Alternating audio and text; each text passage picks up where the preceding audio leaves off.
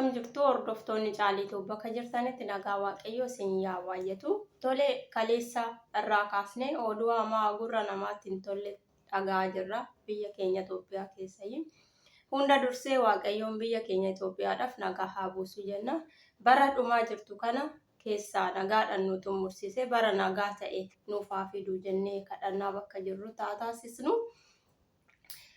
Akka nama tokkotti akka guddistuu daa'immanii ta'uu kootti akka hojjettuu mana namaa ta'uu kootti gaddi guddaan natti dhaga'ameera. Hedduun gaddaa daa'imman irratti gochisuu kaneessan akkasii raawwachuun hedduu laphee nama cabsaa. Daa'imman abdii boruuti. Daa'imman dungoo manaati. Daa'imman ibsuun hedduu nama dhiba. Nama guddaa waan hedduun ibsu garuu kan daa'immanii hedduu nama dhiba. Guddistuu daa'immaniiti. Daa'immaniin guddisaa, daa'imman wajjiniin oola. Garuu laphee akkamiitu danda'ee daa'imman irratti gocha akkasii raawwata kan jedhus gaafii namatti ta'a. Haa ta'u garuu gaafii namatti ta'uu qofa osoo hin ta'in deebii akka kennan kan nama taasisus ni jira. Dhugaa kan beeku Rabbi tokkicha qofa. Garuu hojjechiisota biyya keenyaa Itoophiyaa ta'aniif immoo deebiidha jedhee kan hin yaade tokko isaanii deebisuuf dhufe. Har'a miidiyaa irratti gadi ba'anii erga mana isaanii gaddi seeniin booda hojjettuu mana isaanii balaaleffachuun qofti furmaata hin ta'u. Duraan dursanii of eeguun dirqama ta'a. Hojjettoota biyya keenyaatiifis ta'e hojjechiisota biyya keessaatiif ergaan ani dabarsuu qabuu fi daa'imman kun immoo sababa kanaan ittiin duute yookiin immoo qalamte jedhee ani yaadu deebiin isa kana jedhee yaadan. Deebisa dhugaa isa sirrii ta'e Rabbi tokkicha beeka. Maaliif kanarra jettee teessee dubbatte naan jechuu dandeessu? Ragaaleen garaagaraa ba'anii jiru. Ragaalee ba'an kanarratti hojjettuun mana sana keessaa ijoollee kanarratti gocha suukaneessaa erga raawwatteetiin booda ofii isheetiin osoo namni hin dirqamsiisin gara mana seeraa deemuufii dhageenyarra. Kun an akka hojjettuu mana namaa tokkotti deebii naaf ta'a jedheen abdii qaba. Namoonni biyya keenyaa hojjettuu mana namaa ni qacartu. Hojjettuu mana keessaa dhiifama. Ni qacartu. Erga qacartaniin booda mirga namummaa ishii ni sarbitu. Keessumattuu daa'imman umuriin isaanii hin guddanne baadiyyaa irraa fiddanii ni barsiisna, ni guddisna, wantoota garaagaraa jechuudhaan gara mana keessanii fiddu. Erga gara mana keessanii fiddanii garuu mirga namummaa ishii sarbitu. Daa'imman fageessitee yaaddu akka keenyaa miti, akka namoota gurguddannee miti. Wantoonni garaagaraa ishiitti bareeda. Gochoonni isin maatii keessanii daa'imman keessanii gootan yeroo ishiidhaan hanqatu ani maaliifan akkas ta'uu dhabe jettee sammuu ishii keessatti gaafii ishiitti ta'a. Haariin ishii keessatti dhaga'amuu danda'a. Sababa kanarraa wanta badaa yaaduu ni jalqabdi. Fuulli ishiitti isin agarsiistan, fuulli yeroo namoonni mana keessaa dhufan namoota fuulduratti agarsiistan, jibbiinsi isin ishiidhaaf qabdan, haalli nyaata ishiidhaaf itti isin kennitan, waa meeqa jechuun ni danda'ama biyya keenya keessatti argaan guddadhe waan ta'eef waa'ee hojjettuu mana namaa. Wanti namoonni immoo ifatti hin beekne wantoonni dhokataanis mana keessan keessa dhirsaaf niitii taatanillee osoo jiraattanu wanti dhirsi yookiin niitiin hin beekne baay'eetu jira. Wanti hojjettuu mana namaarra qaqqabu kana jedhamee lakkaa'amee dhumuun hin danda'amu. Gaafa sana nama waan taateef gara waan badii yaadutti deemti. Osoo isin jaalala kennitanii fi mirga namummaa ishii eegdanii ofitti qabdanii akka daa'ima keessanillee yoo ta'uu fi baattan kunuunsuu baattan nama sila taateef mirga namummaa ishii eegdanii nama biratti illee bifa saree ilaaltaniin ilaaluu dubbii sareetti dubbattanii dubbachuu ni baattanii. Isheenis akka of kunuunsitutti daa'imman keessan kunuunsiti. Akka isin ishee jaalattanitti daa'imman keessan jaalatti. Mana keessan isiniif qabdi. Garuu nama biyya keenyaa bira kun hin jiru. Xiqqoo yoo namarra ol jedhe isa isaa gadi jiru mataarra jechuu barbaada namni biyya keenya.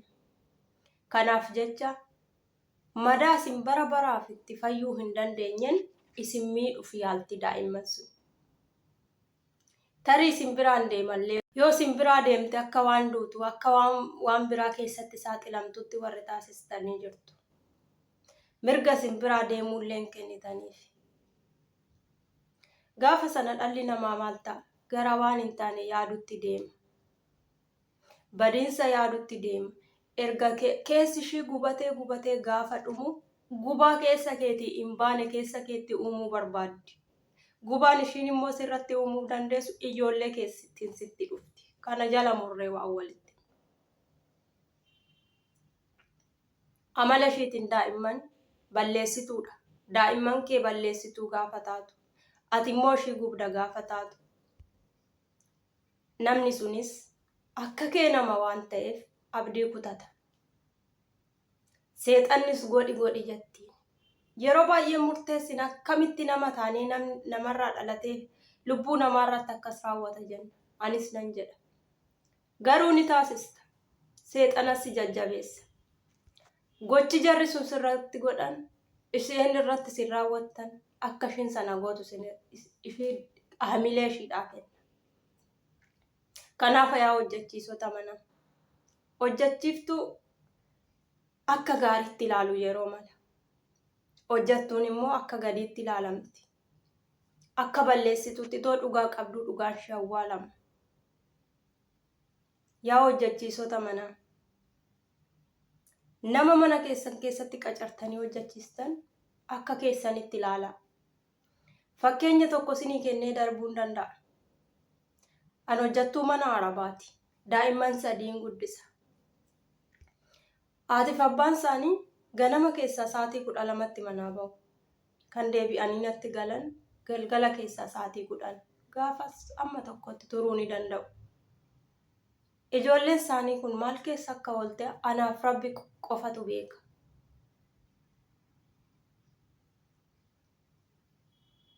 Liqee bareechee mana barnootatti ergeessa mana barnootaa deema. Achinnaa deebi'an akkana. Ishii mana na wajjin ooltu sammuu koo wajjiniin sammuu koo naannessee wajjiniin oola. Jaalala isaanii kennaaniin oola. Daa'ima wajjin ooluun carroomuudha yoo itti beekan.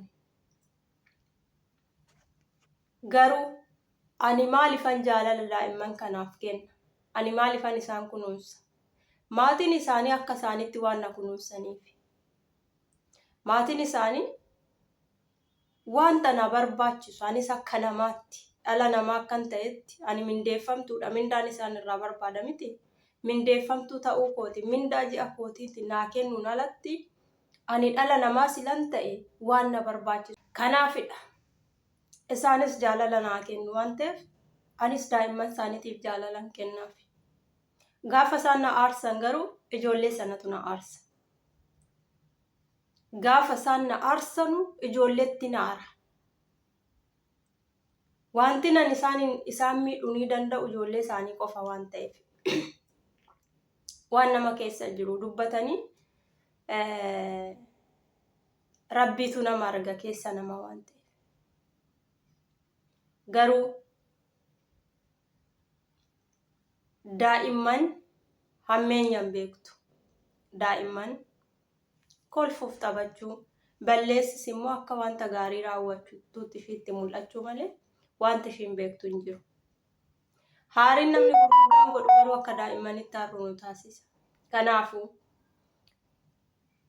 ijoollee keessan namni kunuunsee akkasiniif qabatuuf miidhaan akka irraan qaqqabneef isinis nama isinii daa'ima sana kunuunsu mirga namummaa isaa eegaa kunuunsaa qabadha. Yoo isin gaarii raawwattan namni sunis gaarii isinii raawwata. Ammas fakkeenya biraan isinii jenna. Hojjechiistuun koo kun yeroo maranaan jetti waa'ee daa'immanii irratti kaasnee wajjin haasofna.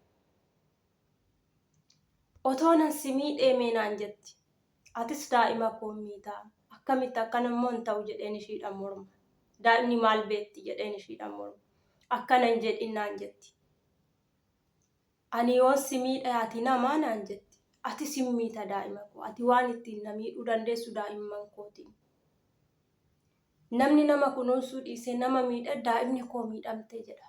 Kanaafuu atis nama, daa'imnis nama, namummaan gaafa sitti dhaga'amu hin miitaa. Ani fakkeenya sitti munaan jettini hojjechiistuun koo araba. Har'a fakkeenya isinii ta'a jedheen isinitti odeessaa jira. Abbaan manaa koo jalqabaa naan jette. Hedduu na reebaa, hedduu na miidhaa.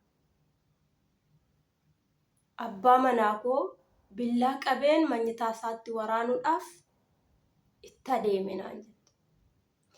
Kuni maalifan taasise? Sila na rukutuuf, sila baay'ee na miidhuuf gaafa obsa fixattee abbaa manaa keettillee ni cakkanta. Dhala keettillee ni cakkanta. Kanaafan akkas gochuuf yaale.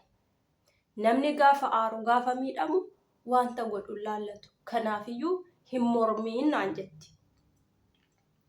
Kanaaf yaa nama ko. Hin miidhina akka hin miidhamamneef. Yaa obboloota koo biyya Arabaa keessa jirtan. Keessumattuu Rabbi isiniif obsa guddaa isiniif haa kennu. Obsi hunda caala. Guyyaa boruu darbituu jettanii waan hin darbine raawwatina. Yoo isiniif mijachuu baate gataa bakka sana deemaa. Keessumattuu daa'imman irratti gocha suukaneessaa akkasiin raawwatina. Har'i dukkana yoo ta'u boruufti dhufuu danda'a. Daa'immanumaan beekan. Badii maatiitiif jecha badii dhala namaa irratti hin raawwatina. Boruu daandii keessa taa'ee isin eega waan ta'eef. Kanuman isiniin jechuu danda'a. Akka nama tokkotti gaddeera. Daa'immaniin guddisullee ilaaluu dadhabeera. Baay'ee nama gaddisiisa. Waaqayyoon obsa nuuf haa kennu. Dhugaa haa baasu. Biyya keenyaaf nagaa haa kennu. Obboloota koo kadhannaatti jabaadhaa. Qormaata isin itti dhufe kadhannaan dabarsaa. Yeroo seexanni isin qoruu dhuftu Waaqayyoo keessan jilbeeffadhaa kadhadhaa bira darbaa. Wanta badii raawwachuu irraa of tiksaa. Haariin illee yoo isinitti dhufe. Sa'aatii haarii keessanii nama isin aarse sanarraa fagaadhaa. Kanuman isiniin jechuu barbaada. Ijoollee kana Waaqayyo mirga qulqulleeftaa haa galchu. Maatii isaaniitiif jajjabina haa kennu. Biyya keenyaaf nagaa haa buusu. Nagaa ta'a.